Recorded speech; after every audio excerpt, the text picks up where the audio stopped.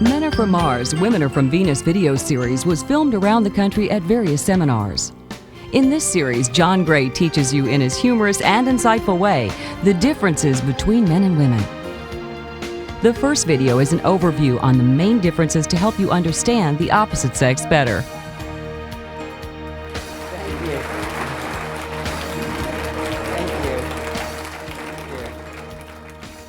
If we're going to have good relationships, particularly between men and women, we have to realize that it won't be good all the time. That's a wonderful awareness just in itself, is to expect from time to time it's going to break down. We're just speaking different languages, and that creates a big part of the problem.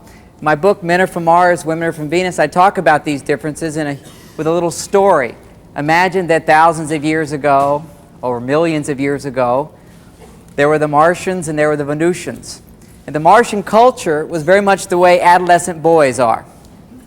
They like to blow up things, they like to race their cars, they like gadgets and gizmos and technical types of things. They're all into science, they're very goal-oriented. Now Venus, that's very Venusian, that's feminine, the feminine qualities from Venus. All Venusians have a master's degree in psychology. They study people. See, Martians study things and objects out here. Give me a carburetor fix and I'm happy for a while, okay? Or put me on my laptop computer. I just got the new techno-gadget laptop, and my plane was delayed for an hour and a half, but I was happily using my extra battery, running it down. That made my Martian side very happy, doing something. That's men, and we can identify a lot of the qualities that make men and women look different as Martian and Venusian. Venusians are all into gardening, organic food, feeding, food, nurturing. These are all Venusian qualities. So they lived happily on Venus, and the Martians lived happily on Mars. And one day the Martians happened to be fooling with one of their gadgets, telescope, noticed the Venusians. Instantly, a new part of their body arose. They said, get a load of this. They're lineups. Okay, suddenly they were mass-producing telescopes everywhere, and the Martians were watching the Venusians. We said, wow, I want that, I want that. Oh, that's good. And what's really wonderful about it is these Martians had led their lives mostly very self-centered. But what happens at a certain point in every man's life where he starts to mature is suddenly he starts to fall in love, which is a very special turning point for a man, which is what happened to the Martians. Is he saw the Venusians and suddenly he started to feel warmth in his heart as well. Down here was like the guidance system. That's where we want to go. And the warmth in the heart said, it was a new experience for Martians. I care as much about them as I care about me. And this is a wonderful thing that happens to a man when he falls in love. So quickly they invented space travel. They built spaceships. Ever notice how phallic a spaceship looks? Looks like that, with thrust that takes off, and the spaceship took off. All the Martians went to Venus. They had great relationships. The Venusians said, oh, more people to study. This is great. We'll have more communication. And the Martians spoke another language, and the Venusians went, great, we love language. We love to talk. More words to say, as a matter of fact. And they were just like us. The difference is a little bit more exaggerated, but their relationships worked. It didn't matter that they were so different. What made it work is that they knew that they were different. Whenever there were problems, they would consult a translator. That's what we call a therapist today. That's all we do as therapists, is we translate. What he said is this, what she said is this is what he really wants, is what she really wants. We want to give that? Sure, I just didn't know it. So the Martians and Venusians had this way of communicating using the dictionary, the phrase dictionary, had the translators, and so they didn't, whenever they got mad at the other person or they felt offended or how dare you or rejected, they would first go, maybe I misunderstood them. And then they would check it out and realize that it wasn't as bad as they thought it was. So here's a few examples of Martian Venusian behavior that maybe many of you will relate to today in your relationship with the opposite sex. One of the most common things we Martians do, I'll refer to myself as a Martian here, is after a day of work, solving problems all day long, which is what makes us feel best. When a Martian feels bad, it's because he didn't solve some problems. He didn't know what to do to solve them, or just didn't get it done. Whenever you see a Martian smiling, that means he just did something. Okay, yep, I did it. You know, you ask a guy to do something, what does he say? No problem. I can handle it. Trust me, I'm the one. Okay? That makes a guy feel good. But sometimes you get all these problems, you don't solve them all, you come home, you're feeling all stressed out. So what do you do if you're from Mars? You go to your cave. Every Martian has a cave, and the cave is a place you go to recuperate from the day. It's like a de-stressing chamber. It's like a decompression chamber. It's a place where he can forget about the problems of the day. Now this is very important for men. The way men release stress is to forget about problems. Now you put this guy in a relationship with a woman today, and she says to him, "What's wrong?" What does he say? Nothing. She goes, "You're in denial. You need to talk about your problems. Because talking about my problems, that just makes me feel worse. I'm trying to forget my problems." And that's the way men feel better, is through forgetting their problems. Now, if we put this in a different context, everybody can understand it quite easily. We all work very hard. After a while, what do we want to do? Take a vacation. Why do we want to take a vacation? To forget our problems. If you can take a vacation from work, then you can completely forget work. Then you come back rejuvenated. You come back more creative. You come back loving your work, wanting to be a part of it. Your energy is back, having gone away. Well, see, Martians had spent millions of years developing that talent of vacation. We go to work, and when we come home, we're on vacation. Women say, "Well, we got to talk. We got to talk." He says, "Talk? I've been talking all day. I've been solving problems all day. I need some time off." So he goes to his cave. And see, women don't understand this, because on Venus, which is where their DNA comes from, on Venus, they have a whole different ritual. They come home from their day at work, and the way they de-stress is to come home to the people they love and form circles, hold hands, form eye contact, and most important, talk. That's right, talk. Talk therapy. It's the greatest therapy in the world for your Venusian side, or for the Venusian in us. You talk about this happened and this happened and this happened, and then you feel better afterwards. Now this is probably the most important thing to remember, men, and it makes complete sense if you understand Venusians. If you don't understand Venusians, it doesn't make sense at all, because it's a different form of logic. So this is the point to remember about women. In order to forget the problems of the day, which is what we go to our cave to do, we watch TV to do, we fix our carburetors, we have our hobbies, we go play tennis, we watch football, whatever we do, we focus on that to forget our problems. We're great at vacation. What do Venusians do to forget their problems? What do women do to forget their problems? Talk. They remember what's bothering them to forget it.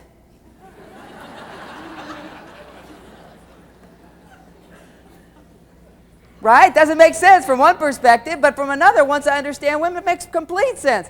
They remember it, and then they forget it. They sort of have to go through this little list. Okay, this happened, this happened, this happened, this happened. Share it with somebody, then they can let go of it. It's almost as though they don't have to carry the weight around with them all on their own, if they can just sort of share it with somebody. You see, when a man loves someone, he wants that person to be happy, particularly a woman. With my wife, my greatest goal in life is to make my wife happy. And that's true of any man that loves the woman in his life. When he falls in love with a woman, his goal, my goal, is to make her happy. And that's why things go well in the beginning, because he thinks he can make you happy.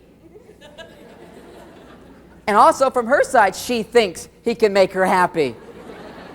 Then she finds out he's not as good as I thought. And he finds out she's not as happy as she was. And there's big problems that result. But most of the time, men just misinterpret the Venusian.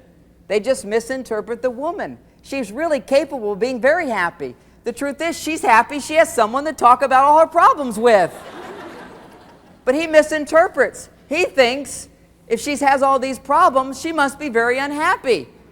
And if he's a great guy, he should be able to solve all those problems. So when she starts to talk and share, which makes her feel better, he starts solving problems. Well, you shouldn't do that. Well, don't worry about this. Well, I'll handle this. And after he solved 3 problems in his mind, and keep in mind that she doesn't even want these problems solved. She just wants to talk about them, just wants to get close. Oh, this happened, traffic was awful, my boss said this and this and this, or this employee said this, I couldn't stand it. She doesn't want you to give solutions. She just wants you to commiserate. Oh, that's awful. That's terrible. Oh. And say nothing. Imagine if I owned my business and somebody came with a complaint and I just sat there and looked and went, that's terrible.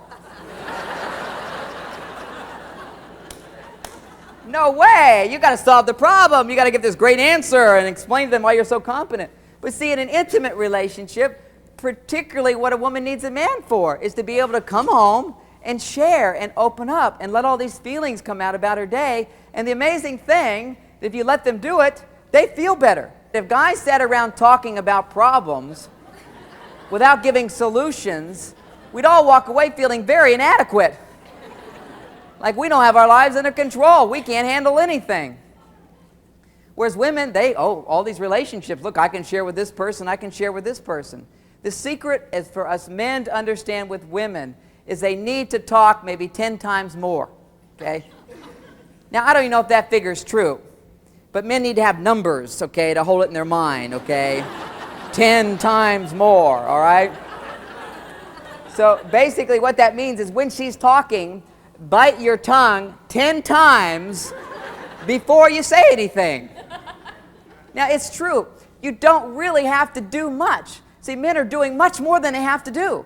And once men understand this, they rejoice. Because most of the time men resist stuff about relationships because most of the books are written by women. And they tell men how they have to make all these changes and become more like a woman. No man's going to do that. It would be counterproductive for him to do that. There are ways to get what you want without changing it, but a woman can't know that. Only a man could figure this out once he figured out women, which is what I'm sharing for men, is having figured out women. Now, women come to me all the time. They say, if only the world had more men like you, John. I say, I'm just like all of them. Oh, no, you're not like them. I say, well, there is one exception. I understand women. And the reason I understand women is because for 20 years I've been paid to understand women. Men do whatever gives them reward. Most men are not out there earning a living through understanding women. So the secret here, women, is you have to know how to motivate a man to understand you better. That's the whole thing. Women don't understand this one simple thing is that men, we have a philosophy on Mars, never do anything you don't have to do. That's called efficiency. When you get married, she calls it lazy.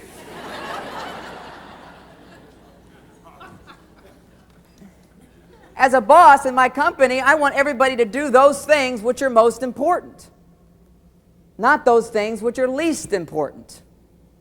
However, if you get in a relationship, all the rules change. What a woman wants from a man is for you to do the least important things. Not go out and make money, although you have to do that too. You could be the executive, the CEO of this big multi-billion-dollar company. But if you want a happy marriage, you have to come home and become the maintenance man. Suddenly you're emptying the trash, mowing the yard, building the fires.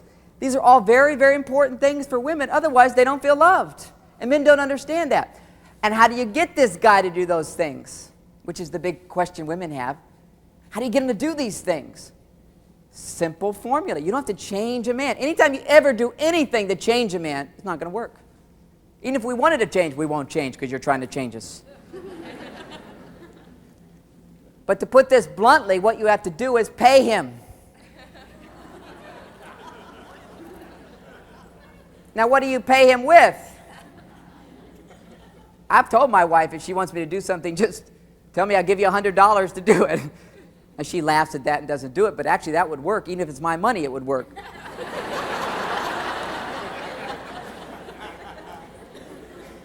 But what works even better is to let him know that when he empties the trash, that there will be a payment. And that payment is thanks. Oh, it's so good to have you around. I'm so glad to see you. The trash man has arrived. Okay. My husband, who can climb up on ladders and screw in light bulbs, who fearlessly carries a knife to chop the carrots for my salad. What a great guy. And the guy who'll listen to me when I get home. He's so wonderful. He says nothing. I can talk as much as I want, she says, because my husband just stands there and says nothing. He's much better than another Venusian to live with, because on Venus the rule is, if one Venusian talks for 5 minutes, the other Venusian talks for 5 minutes. That's the loving thing to do on Venus. You see, that person feels, oh, I'm really loved and supported. I'm so grateful to have my support group of other women. They're so wonderful. They ask me questions when I don't want to talk. Now, that's a loving thing on Venus, but go to Mars, we hate it. We can't stand it. It's the most irritating, annoying, bugging thing a woman can do. We come home, we want to be in our cave. Cave time, leave me alone, don't bother me. So I'm coming home, I'm just doing something. My wife will come over and say, how was your day? I give her a real clear signal. Fine, okay, all right, same as usual. What am I telling her? Don't want to talk about it? Don't need to talk about it. I'm forgetting it right now. But she thinks I'm like the woman in the support group. I need to be drawn out. So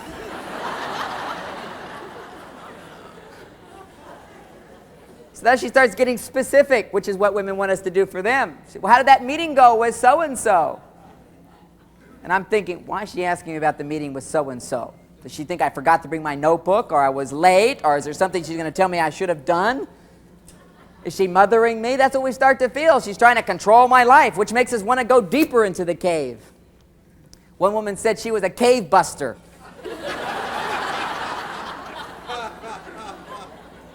She said her husband digs tunnels now in the cave. He's got a light down there, he's digging tunnels. Now, the sad thing about this cave phenomena is that some couples have been married 20, 30, 40 years. And the whole marriage, the woman has been trying to get him in that cave. And all it takes for her one day, this is why it has such a dramatic effect, this information. One day somebody telling her, he's not going to get upset with you if you don't go in there. He'll actually like you to leave him alone. She goes, I couldn't leave him alone. He wouldn't feel loved. I go, no, just the opposite. Go shopping, spend his money. Come home and thank him for what you did that day. He'll go, I didn't do anything and she loves me. That will bring him out of the cave. See, many women have thanked me. They said, I always felt it was my job, like Nurse Mary has to stay there when a person's sick. I mean, when somebody's sick, you wouldn't want to just go out and have a good time. You want to go commiserate with them and suffer with them and have a bad mood. Okay?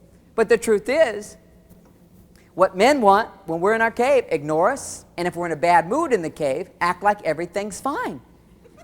Act like everything's fine. You see, what makes a man stay in the cave longer is more problems. If you're thinking there's a problem, then we have to solve that problem before we can come out of the cave, or we have to forget that problem. But we can't forget it because you keep looking at us like, okay, talk. What is it? We need to forget the problems. And what's interesting, remember how women remember the problems in order to forget them? If men can forget the problems at work, then they can remember what's most important to them, which is you. They can remember what their life is really about. They can remember their deeper feelings. When a man goes to his cave, then he comes out, if he has the time to be there, then he's much more approachable, he's much more genuine and loving. But unfortunately, when a woman pursues a man into the cave, he never gets a chance to come out. It's a feeling a man has to have that nobody's trying to get him to come out, then he comes out. But as soon as you try to get him, he stays. He now heads the other direction. And women just don't know this. It's just backing off, giving him that space. Now there's so many ways this unfolds. In some relationships, he goes to the cave, 20 minutes, he's out. And what happens? As soon as he comes out, she goes, now you see what it's like. And she leaves him. This happened in the beginning of my marriage. I'd be doing my kind of cave time. My wife will go, he's ignoring me. He doesn't love me. He didn't treat me this way when we were dating. Suddenly he's changed, become just like my father. And I'm not upset with her or anything. Then she starts to panic. She goes, well, maybe he's not talking to me because he's mad at me. Maybe I did something wrong. What did I do wrong? I didn't do anything wrong. I did this and this and this. I'm doing more than him in this relationship. Now the resentment starts building up. All this is happening while I'm just in there reading my magazine or watching the news. It's like a hurricane is building up over here.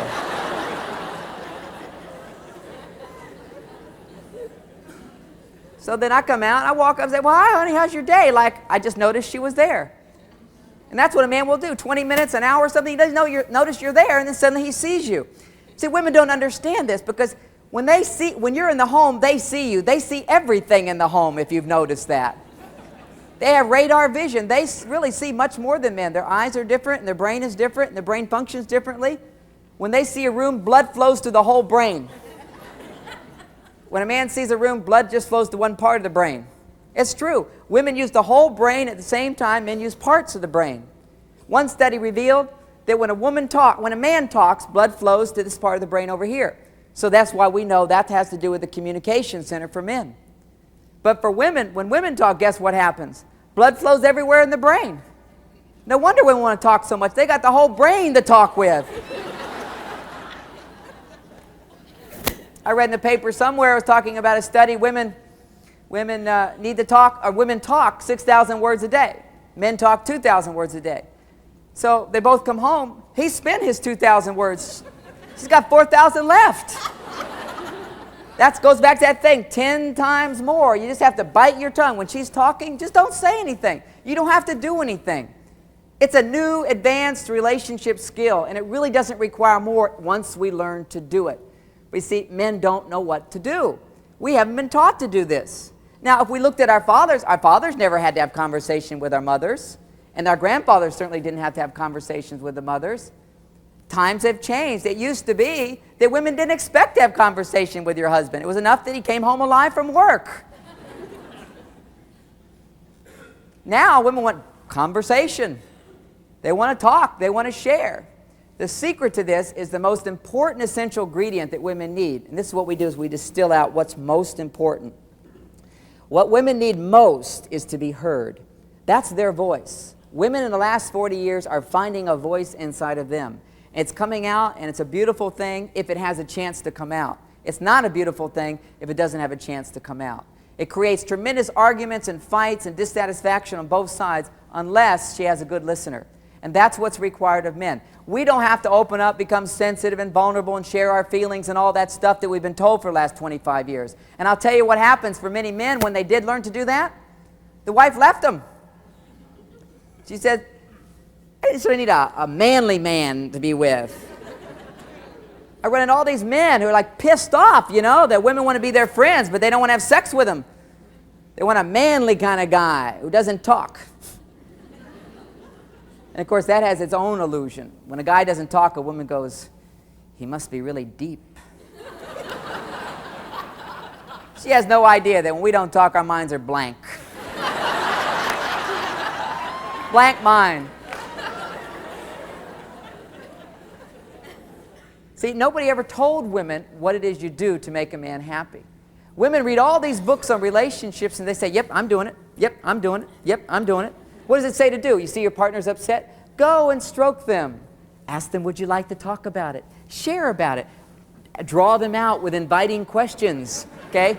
Women go, I'm doing that. I'm doing that. See, I'm doing everything on the list. Write them little notes. Be romantic. She's doing everything she wants, but he doesn't care about any of that stuff. He's going, leave me alone. Give me some space. Back off. Okay? So there's a lot that we ask of you that you don't even know. I remember one time my wife said to me, I was really upset one time with her.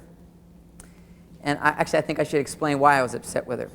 This is a unique quirk about Martians. We could call it neurotic, or we could say it's a quirk.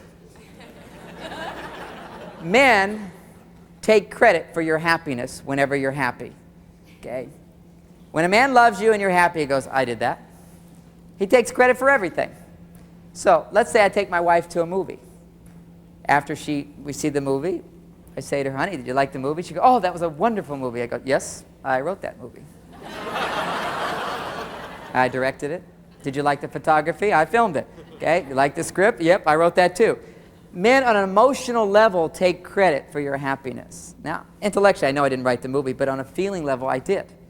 When I take you to a restaurant, if I pick that restaurant, yes, you like my restaurant? You like the food? If you're enjoying the food the whole time, I'm going, all right, I made her happy. See, this is a secret single women don't know.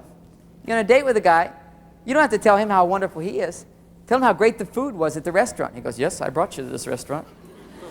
Yep, I took you to that movie. And the message he gets from you is that this is a woman that he can please, and then he's attracted to you. He's drawn to you. That's what hooks a man in, is a woman he can make happy. But lots of women don't understand that. And at this time in my relationship, my wife didn't understand it. We went to see the movie Dirty Dancing.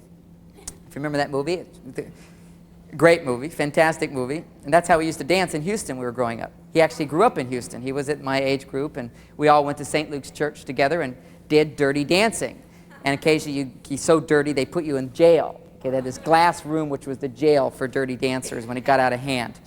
So that was a big merit badge to go to jail. You know, I was a dirty dancer. Okay, so I saw that movie and loved it. I mean, completely brought back my childhood, all these positive memories of dirty dancing. Well, anyway, so we saw the movie. My wife had never seen dancing like this. She grew up in L.A., and somehow she was this innocent little girl who never danced that way. So she was kind of shocked at the movie, but I didn't realize that at the movie. I said, "Did you like this movie? Wasn't it great?" She goes, "Well, I didn't really relate to that movie at all." Well, suddenly I was completely, what, you didn't like my movie? I directed it, I produced it, I starred in it. Those were some of my moves in there, you know. I was like, I'm like really getting into the whole thing. So I was just immediately hurt on an emotional level. Now, I didn't say I'm hurt now. I just did what Martians do. Clammed up. Was completely silent. For the whole drive home from the movie theater, which is a 15-minute drive, didn't say a word after that one comment she made. At a certain point, she says, "Is there anything wrong?" Now, usually a guy would say no.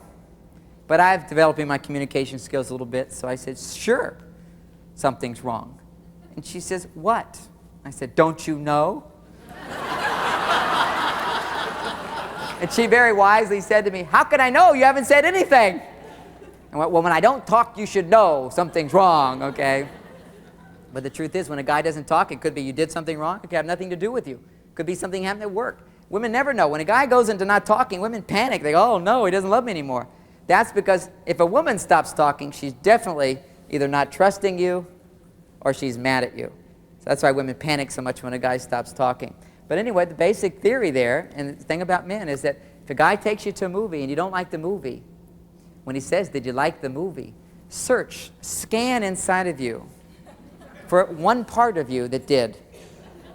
Don't lie. I'm not asking you to lie. I'm saying, listen to what he's really asking for. When he says, "Did you like the movie?" what he's saying is, I'm feeling really kind of insecure right now because I sense that you didn't like the movie.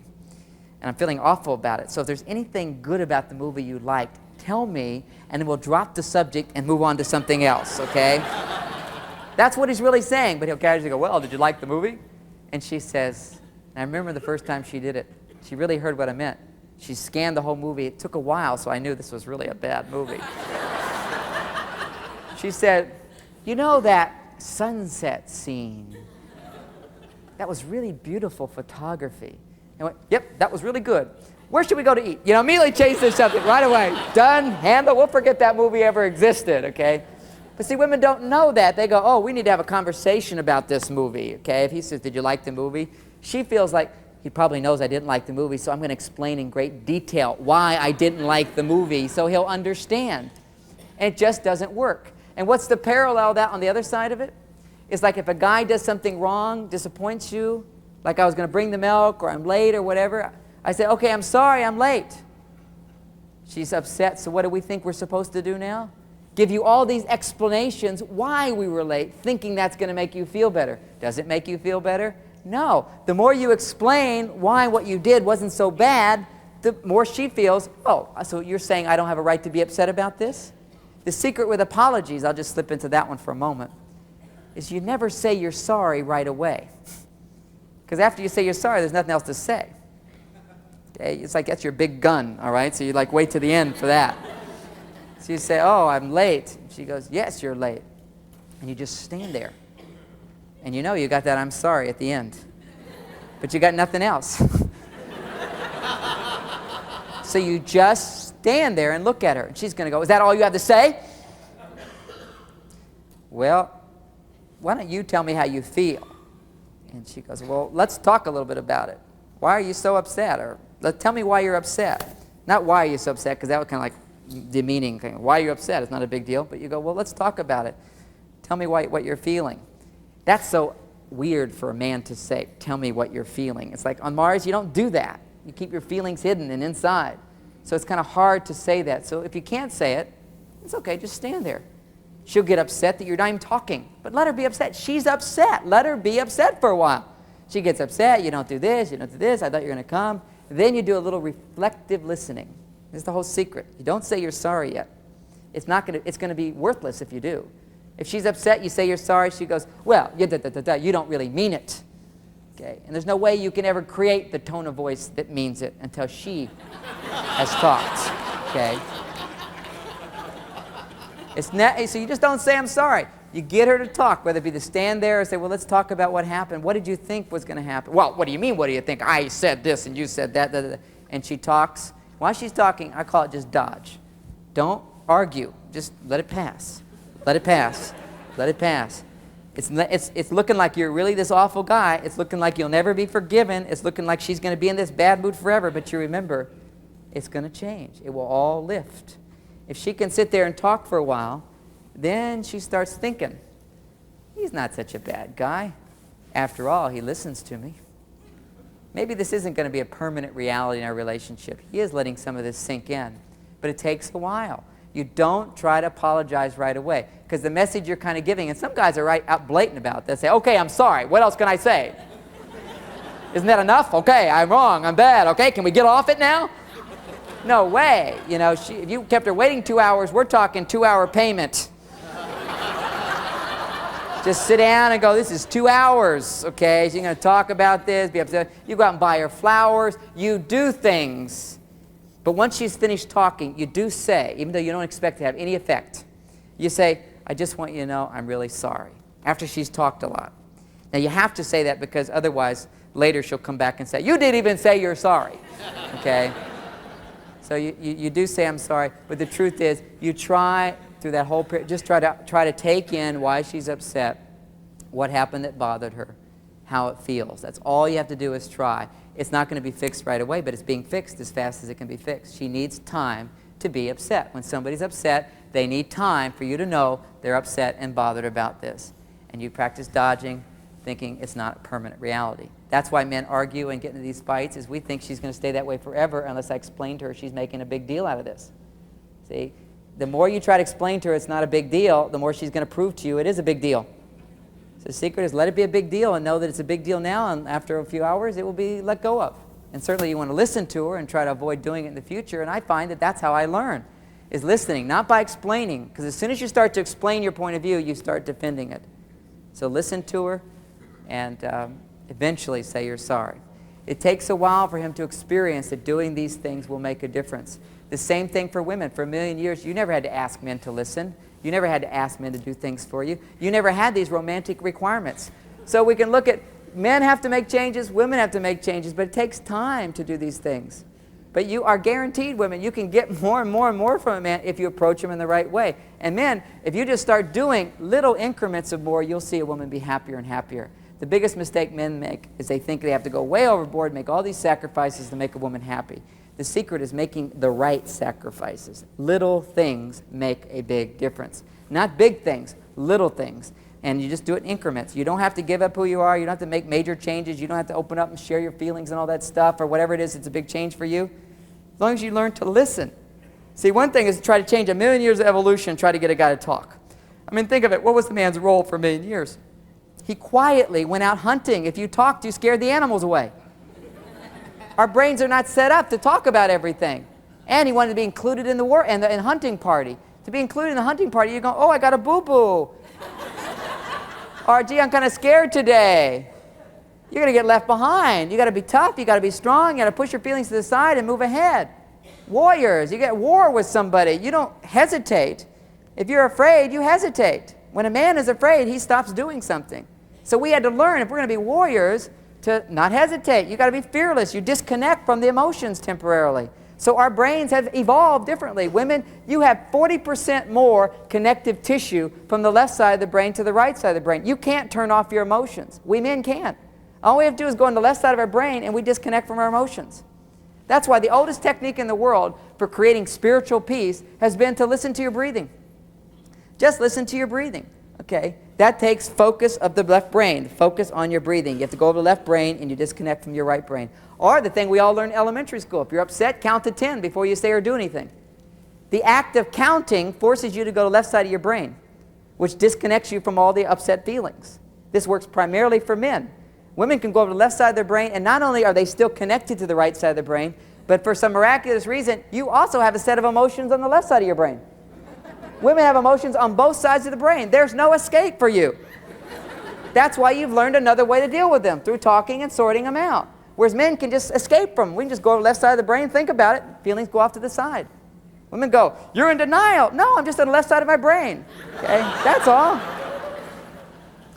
Okay, so there is change, and the change needs to be on both sides. And what's been unfair is that women haven't realized the changes they need to make. And I have to say, women are actually the most, in my experience of teaching to groups, women are the most resistant to making changes. Men are much more willing to make changes. Now, I'm sure this doesn't fit your model right away, because if you look at relationship books in the store, 95% of them are bought by women, not men. So you think, well, women are working on this stuff all the time. Women are working on being women, giving men what women want, not what men want. Okay? When you start showing women what they need to do, which is different from what all the women's books say, they go, whoa, wait a second. Now, the reason they have that reaction is not that they're really resistant to change, because women are very open to change. It's just they have tried everything they can do their whole lives to make their relationships better. And somebody comes along and says, that was all a waste of energy. There's a sense of feeling around that. Okay? There's a lot of resistance that comes up. You start to feel like, you mean it was my fault? It never is your fault. It's nobody's fault. The fault lies in ignorance. We just don't know how to support each other. But you can see me on some of those national talk shows. It's blows my mind how much the women will resist. They can go ballistic. I mean, did the Les Brown show recently, all-women audience. At one point, he sat down. I stood up. I said, this is wild women here. These are like wild animals. And they were just like enraged as I was giving them the points of what do men need. That's why in my talks, if you notice, I talk about what men need and then I talk about what women need. So you got to balance this thing. Growth happens when both sides get what they want. And if I start telling women you have to do this for men, you have better relationships, they're going to balk unless you say also, hey, and this is what you're not getting. Because you can't, see this thing about women. Women cannot be what I'm asking them to be to a man unless he does these things. Okay? Because what I'm asking women to be is genuinely appreciative. It's very hard to be appreciative of a partner who doesn't do anything. Okay? So what a woman has to learn in her steps is how to ask for him to do things in such a way that he does things, and then this love can grow. Truly, if you're going to be happy in a relationship, you are dependent upon your partner's participation. But your partner doesn't have to be at this talk, nor they have to read my book for them to participate more in the relationship. If you start understanding the male psyche and start learning how to move him in the direction you want. Here's a fun example of it. Here we are on a trip in Sweden, and I'm doing my Martian thing. I'm on the hunt. We're going to get to as many cathedrals as possible in one day. So there we got the map. I'm going from here, time, we got to do that. And I'm not thinking food. My wife is thinking food around 12 o'clock. Now, we've had an experience with this where I've learned the Venusian chemistry is different. When Venusians get a blood sugar drop, suddenly, brrr, they really expand. Emotions go way out. So my wife said to me, honey, I'm getting hungry. I immediately stood at attention. How hungry? Is this 5 minutes or is this 20 minutes? How much time do we have before we need to eat? Okay? That's called respecting her feelings right away. We're going to do something. She said, oh, we got 10 minutes. There's plenty of time here. I said, okay, we're going to be there in 10 minutes, no problem. And I looked around, and there were restaurants all over the place. I hadn't noticed them until that moment. Now, secretly what had happened is my wife had been hungry for half an hour. She'd been walking along as we're looking at cathedrals, checking out what restaurant she wanted to go to. Finally, as we're standing close by the restaurant she wants to go to, she says, I'm hungry. I go, oh, okay. How much time? 10 minutes? All right. I start looking for restaurants. I say, oh, there's one over there. She gives me a subtle clue. Yeah, that looks kind of nice. I go, oh, there's one right here. Maybe that's a good one. She goes, yeah, maybe that's a good one. And she knows 3 strikeouts and a guy gets really frustrated. Like, make up your mind, nothing makes her happy. So she gave me a real big hint on the next one. Then she goes, yeah, that's kind of nice. And then she goes, but look at that one over there. That's very, very nice. And I said, yes, that really looks good. I like that restaurant. I think that would be really good. Let's go to that one. Oh, great, she says. Let's go there. Yes, I brought my wife to this restaurant. Right?